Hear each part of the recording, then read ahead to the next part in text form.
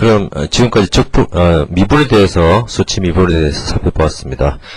지금부터 이후로는 수치 적분에 대해서 살펴보겠습니다. 수치 적분은 미분과는 다르게 어떻게 건사하느냐에 따라서 여러가지 방법이 있습니다. 그래서 각 방법별로 상세히 살펴보도록 하겠습니다. 가장 먼저 살펴볼 방법은 사각형법입니다. rectangle method, 사각형법인데, 이 사각형법은 구조법이라고 그러죠. 쿼드레처 구조법, 정제분의 개념인 이 구조법을 그대로 코딩으로 만든 것입니다. 알고리즘 그대로 한 것인데요. 자세한 내용을 살펴보도록 하죠. 우선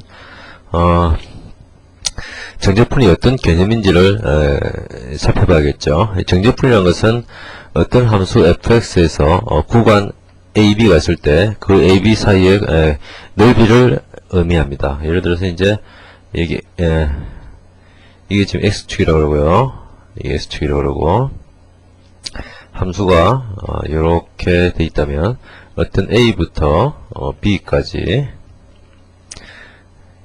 요 x축과 요 면적이 있죠. 요 면적을 구하고자 하는 것이 정제분이 되겠습니다. 그래서 이제 정제분은 수학에서는요, 부정적분을 통해서 구했죠. 예를 들어서 이제 어떤 fx가 예를 들어서 이제 예를 들어볼까요? x제곱이라는 함수가 있습니다. fx가 이것의 부정적분은요, 부정적분은 3분의 x 3승이 됩니다. 그래서 예를 들어서 이제 이것은 이제 라지 fx라 놓고요. 이것에 예를 들어서 0부터 3까지의 이 x제곱이 돼요. 즉 뭐냐면 x제곱 그래프가 이렇게 될 텐데요. 0부터 3까지의 요 면적을 구하는 것이죠. 그래서 이것은 아까 봤던 3분의 x 3승 이 fx의 즉 구간의 위의 값 빼기 구간 밑에 값을 해줍니다. 그래서 3분의 x 3승에다가 3을 넣으면 3분의 27 즉 9가 되죠. 그리고 0을 넣으면 0이 됩니다. 그래서 이것은 답이 9가 되는 것이죠. 이 면적은 9가 된다는 것이죠. 이렇게 수학에서는 이 fx의 부정적분은 미분의 2역입니다. 즉 이것을 미분하면, 이 함수를 미분하면 x제곱이 되죠. 이렇게 이제 부정적분을 구해서 수학에서는 이제 정제분을 구했습니다. 그런데 모든 함수에 대해서 부정적분을 구할 수 있는 것이 아닙니다. 그러니까 구할 수 있는 함수는 아주 극소수죠. 모든 함수에 대해서 구할 수 없기 때문에 수학적인 방법으로 정제분, 즉 면적을 구할 수는 없습니다. 모든 함수에 대해서. 그래서 이제 수치 해석적인 방법이 필요한 것이죠. 수치 해석을 과연 어떻게 하느냐? 정제분의 정의에 의해서 나옵니다. 정제분의 정의는 구조법으로 되어 있습니다. 구조법은 영어로는 쿼드레처라고 그러는데요. 예를 들어 보시죠. 예를 들어서 이제 A부터 B까지 fx가 있는데, 이것의 면적을 구할 때 어떤 방법을 쓰냐면, 이렇게 일정 간격으로 이게 이제 사각형이 만약에 n개가 있다면, 이 일정 간격은 뭐가 되냐면 이거죠. b-a 나누기 n 이렇게 됩니다. 그렇죠? 이 구간에서 n개가 있으니까요. 그래서 이렇게 되고, 이것의 높이는 지금 보면 요거의 높이, 그 다음에 이렇게 높이가 되기 때문에 이 x, 어떤 점을 x라고 그러면 이 점의 x의 y 값은 fx가 되죠. 그 fx 곱하기 이 구간의 넓이 하면 이 사각형의 넓이가 나오죠. 이 사각형의 넓이를 모두 합치면 이 근사한 이 면적이 나옵니다. 그래서 이것을 이제 x에 해당되는 것이 뭐냐면 a에다가 어떤 k는 0부터 n-1까지 가는데요. 어떤 k까지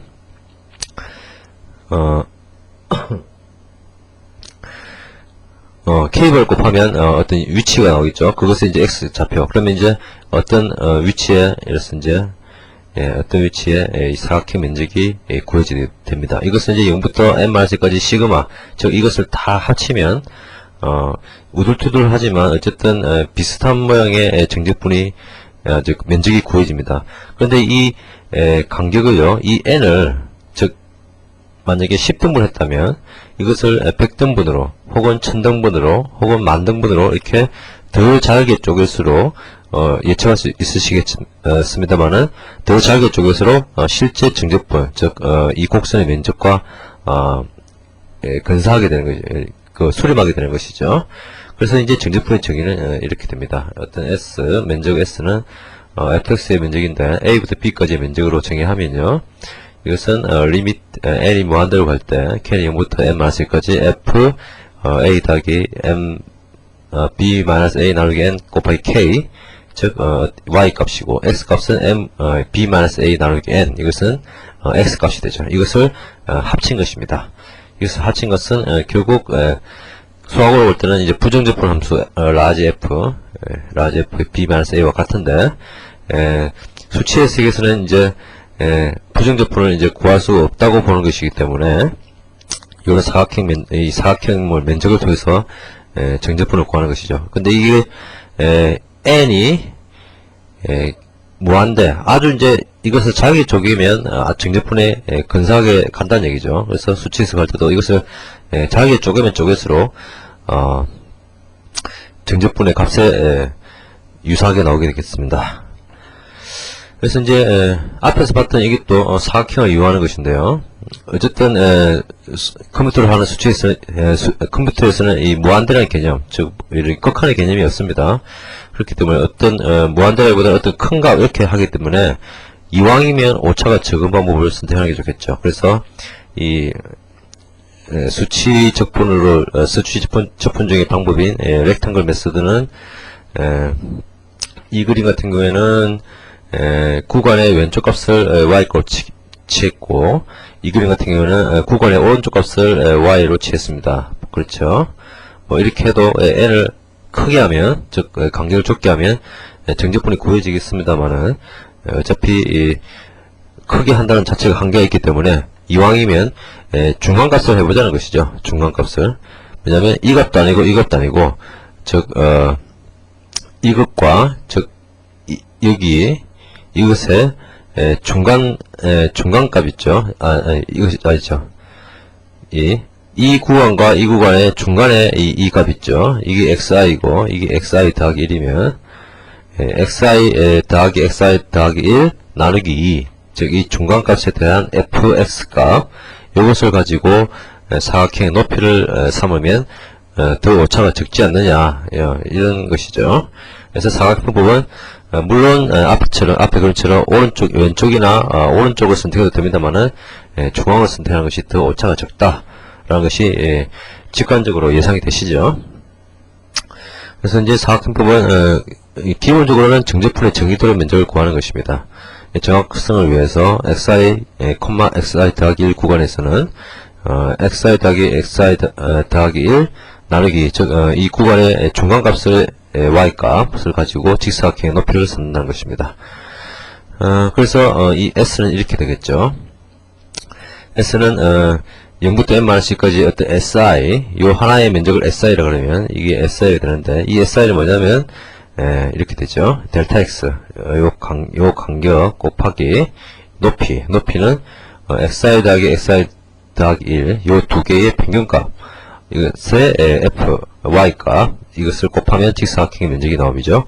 이것을 합친 것이 바로 수치적분으로 구한 정적분이다 이거죠. 그래서 이것을 구해내보면 이렇게 됩니다. 함수 이름은 integral underbar rectangle이라 잡았고, 함수 인자는 정적분을 구하고자 하는 함수, 그리고 구간 두 개를 받습니다. a, b 받고요. 그리고 인티그랄 델타, 이래서 이거는 뭐냐면 아까 봤던 이 간격을 의미하는 것이죠. 이 간격을 얼마나 할 것이냐. 그래서 이 인티그랄 언더바 렉탱글 함수는 프로젝트 디프린트 diffint라는 프로젝트 안에 인테그럴.헤더 인테그럴.h 파일에 정의되어 있습니다. 여기에 이제 인테그럴 언더바 델타 값이 있는데 제가 그냥 0.01로 잡아놨습니다. 이것은 인자로 받게 되기 때문에 상황에 따라서 나누시면 되겠습니다. 바꾸시면 될 것 같고요. 그래서 이 함수를 하는 것을 보면요. 일단 s를 0으로 놓고 x1, x2를 봤는데 n은 뭐냐면 이 델타, 즉 b하고 a하고 b까지 구간이 있고 어떤 한 간격이 있다면 이 구간이 몇 개로 나눠질 것인가 하는 것을 구할 수 있겠죠. 이게 바로 b-a 나누기 델타, 이것을 인티저로 취한 것입니다. 그러면 실제로 이제 이 n이 n개의 개수가 되는데요. 이것을 i는 0부터 n-1까지 돌면서 x1과 x2를 구합니다. x1은 이제 i 곱하기 델타가 될 것이고 x2는 i 더하기 1 곱하기 델타가 될 것이죠.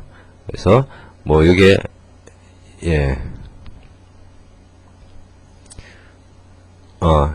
여기 이제 i라면 i 곱하기 델타 요 위치, 그 다음에 여기가 i 더하기 1 곱하기 델타 이렇게 되겠죠. 그래서 이 두 개 x1, x2의 평균 값을 가지고 f 값을 구해서 델타를 곱하면 이것이 si가 되고, 이것을 계속 쌓아주면, 더해주면, 폼을 돌면서 더해주면 대략의 면적이 나오겠습니다. 밑에 있는 이 세 줄은 뭐냐면 짜투리가 남을 수 있다는 것이죠.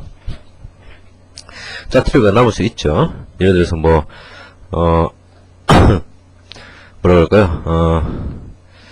어떤 예를 들까요? 예를 들어서 이제 0부터 100까지를 했는데, 구간이 0부터 100까지인데 델타가 3이다 그러면 333 계속 하다가 99부터 100까지라는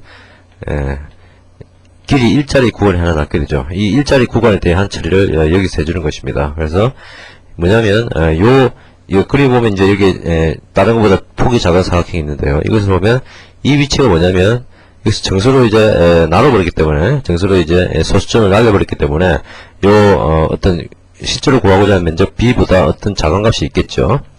그래서 이 값이 뭐냐면 a 더하기 n 곱하기 델타가 됩니다. 이것이 이제 x1을 구한 것이고요. x2는 이제 이 b 값이 되겠죠. 그래서 이 새로운 이 작은 구간에 대해서 s를 또 한 번 더 더해주는 것이죠. 이때 이것은 이렇게 되고, 델타는 앞에 썼던 이 델타가 아니라 새로운 요 구간의 넓이가 되겠죠. 그래서 s2 마이너스 x1을 곱해주면 되겠습니다. 이렇게 더해주면 짜투리까지 깔끔하게 적분 면적으로 합치면 되겠죠. 근데 이 함수의 문제가 뭐겠습니까? 이제 0부터 100까지의 구간에 대해서 델타를 3으로 놓고 하면 너무 오차가 크겠죠? 너무 오차가 큽니다. 실제로 이제 오차가 적으려면 제가 디폴트 정의했던 0.01 정도로 해야 되는데, 보시면 알겠지만 0.01로 해놓고 0부터 100까지 구간을 해버리면 몇 번의 이 SI를 구하게 되겠습니까? fx 계산을 하게 되는데 엄청난 횟수가 되죠. 10,000번의 계산을 해야 되죠. 이 구간이 이제 1000이 된다면요, 만이 된다면 적분 계산은 굉장히 많이 발생이 됩니다. 그래서 이런 렉탱글 뿐만이 아니라 뒤에 나오는 트래프 조이달이나 심슨도 마찬가지인다거나 적분을 구하는 함수는 결론적으로 b-a 나누기 델타 더하기 한 번에 이 함수 계산, 이 fx 계산을 하게 됩니다. 이 fx가 굉장히 복잡하다면 이것도 엄청난 부담이겠죠. 특히 실수 계산이니까요. 그래서 이 함수 계산을 한다. 그러면 델타가 작으면 정확한 답이 나오지만 수행 시간이 너무 길어지는 이런 문제가 있다는 것입니다. 이런 문제는 나중에 이제 어댑티브 쿼드러치를 통해서 해결을 할 것입니다. 이렇게 인티그럴 렉탱글, 즉 사각형법으로 정적분을 구하는 것은 정적분의 정의에 의해서 하는 것이고, 정적분의 정의는 보통 이제 왼쪽 값이나 오른쪽 값을 선택해서 하는데, 이 n이 무작정 이 델타가 무한히 작아질 수가 없기 때문에 오차를 줄이기 위해서 이 구간의 중간값을 통해서 오차를 줄인다는 얘기입니다. 이렇게. 그러니까 요렇게 선택하는 거하고 요렇게 선택하는 것보다는 이렇게 가운데를 선택하는 것이 원래 의도했던 그 곡선의 면적과 유사하겠죠. 그렇죠? 그래서 그렇죠? 보이시죠? 요 부분이 이제 더 더해졌으면 여기서 빠지니까요. 그래서 이제 가운데 값을 선택하는 것이다. 그리고 이 짜투리 부분은 이제 이 다음에도 계속 쭉 나옵니다만은 이 짜투리 부분에 대해서는 또 별도로 처리를 해줘야 된다는 것을 기억해 두시기 바랍니다.